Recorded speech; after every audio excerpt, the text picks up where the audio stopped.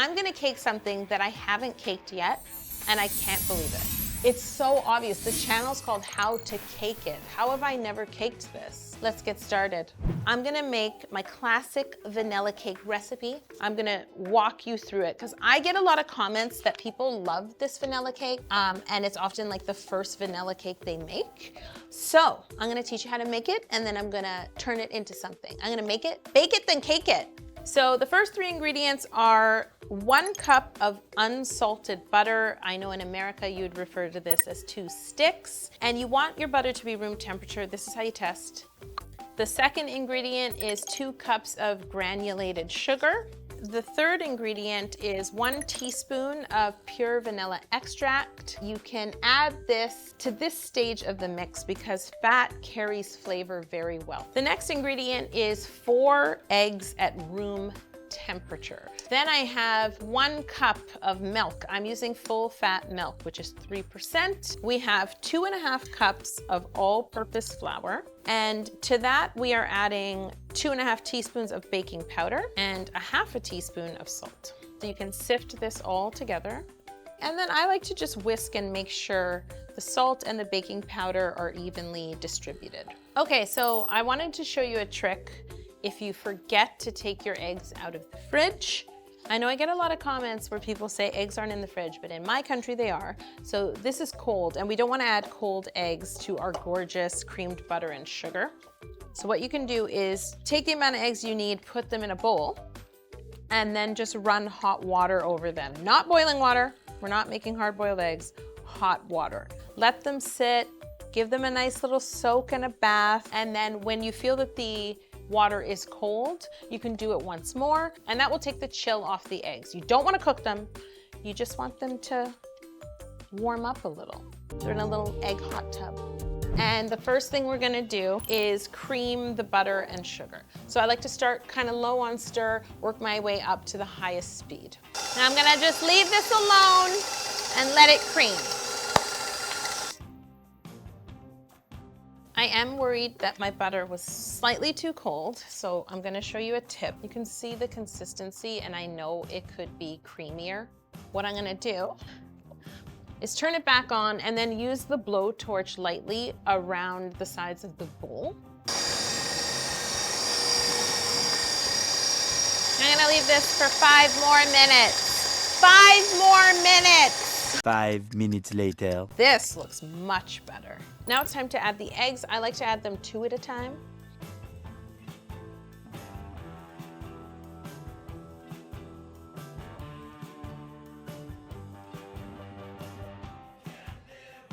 It's looking well incorporated, but I just want to make sure by scraping down the sides and then the bottom of the bowl. Next, what we're going to do is on the stir speed, we're going to alternate our flour and our milk, beginning with dry, beginning and ending with dry. So it's gonna go flour, milk, flour, milk, flour, milk, flour.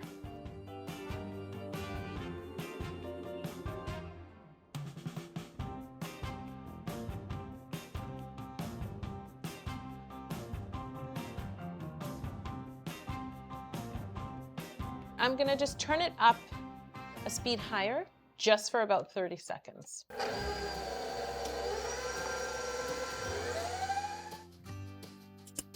That was less than 30 seconds, but it looks good. So we can take it off, and then we can divide this batter between our 2 8-inch round pans. I, as you know, don't usually grease my pans, but if you wanna grease your pans, you can. I only like a light greasing, so you can just put a little bit of grease, 2 circles of parchment in the bottom, and then you want to evenly distribute the batter between both pans. Whoop. Okay, so now it's time to just spread the batter gently in the pan.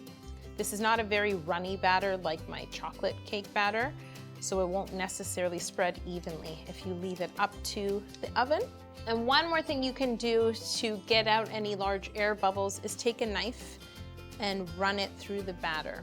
I like to just go back and forth. These are gonna go into a 350-degree oven. In my book, I say it bakes about 45 minutes, but I never just set the timer and walk away. Every oven is different. This is the size of the emoji cake. According to its depiction, it has 3 candles. that are kind of on the heavy side. So my concern is if I make them completely out of gum paste, they'll be heavy. They won't really dry in time and they'll warp. So I happen to have these, which are hidden dowels. You put it in a cake and then there's a plate that holds the next cake and it fits inside. I wanna roll the gum paste a little on the thick side because of the grooves in the hidden dowels. If I roll it too thin, the gum paste will just fit into the grooves and it won't look smooth. So now I'm gonna roll this up. Oh boy. Oh boy. Well, it's definitely sticking. Just a little shortening so it doesn't stick to me. I have to address the top of the candle because the candle is not hollow. So, this didn't work out the way I want it to. But let's find out.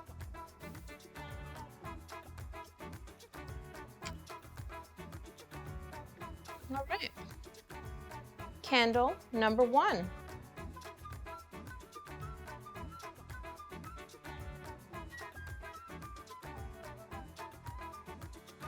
Okay, I'm pretty happy. And now I need to make 3 flames for the top of those candles. Do you think that is the right size?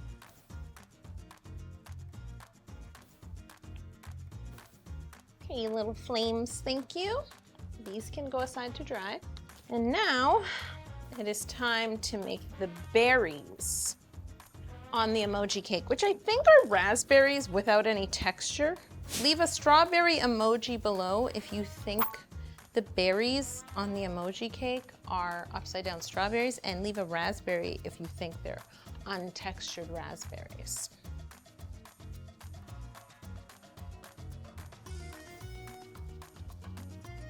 You're making the other berries jealous. Okay, so now I want to add some dimension to my flames by painting them with a little color dust. This is just a darker yellow. I'm just dry brushing it on because it's really just to add a little bit of depth. I don't want to see brush strokes. Moving on to red, it's time to paint my strawberries or raspberries. The jury's still out.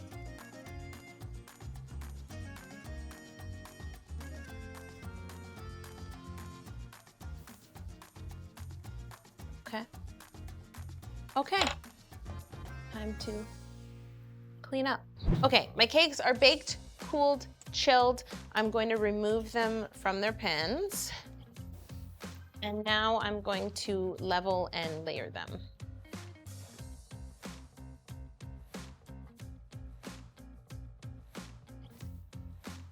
Next one. I would consider this a beginner cake. I'm sure that Orhan would beg to differ, Orhan. But, I mean, this is just a round cake. So, I mean, where would you start your caking journey? You'd start with a round cake, so yes. Okay, it is time to simple syrup.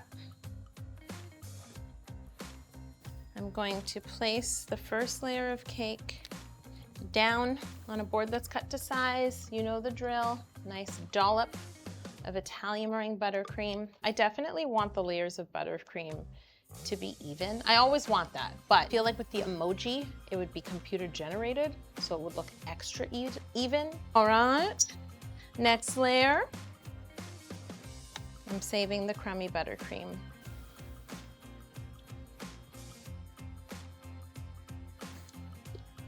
Okay.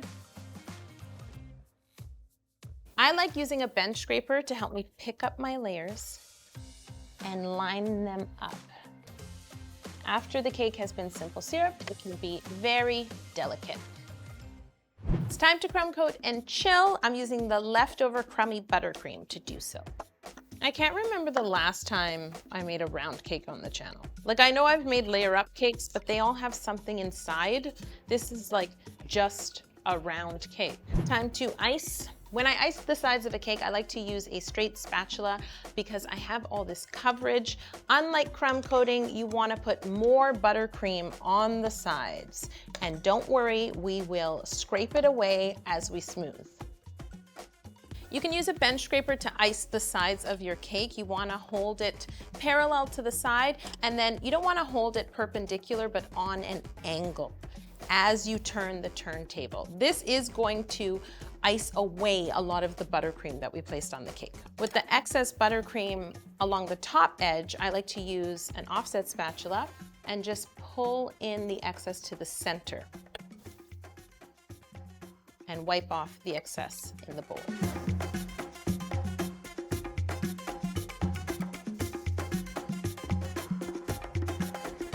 Off to the fridge again. Okay, it's time to roll out the fondant and cover this cake. I'm rolling out a bit more fondant than I need because I just want to make sure if there are any flaws, I can omit them. That's the hardest part about covering a plain and simple cake. Okay, so right here, this is where you want to work. There will be air trapped in the top, but we can release that with a pin.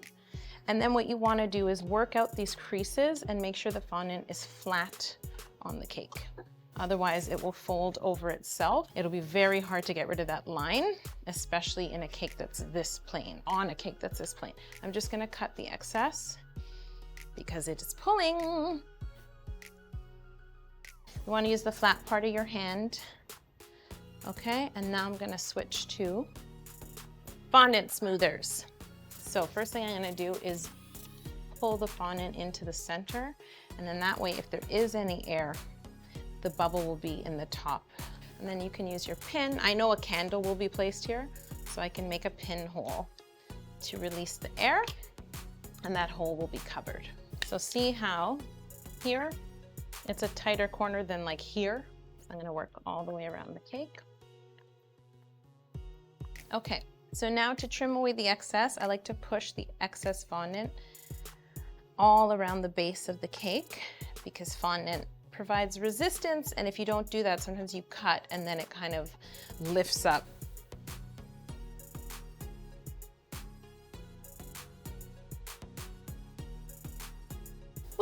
Okay, to the fridge, and then we can decorate the cake. Okay, so now I made a template that maps out where the 3 candles go and then where the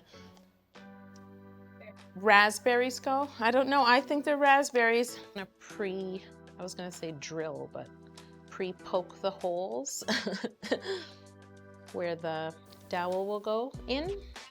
I also wanna make a mark where the berries are supposed to go.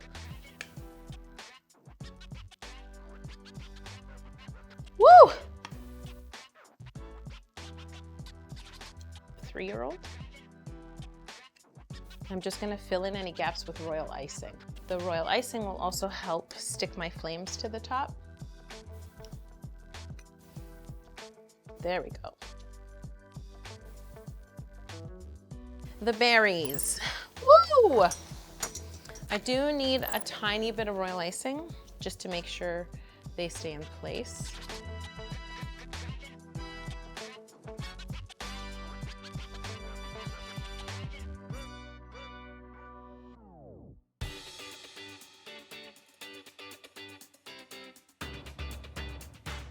Okay everyone, it's my 3rd birthday. Okay guys, remember, leave me a comment below.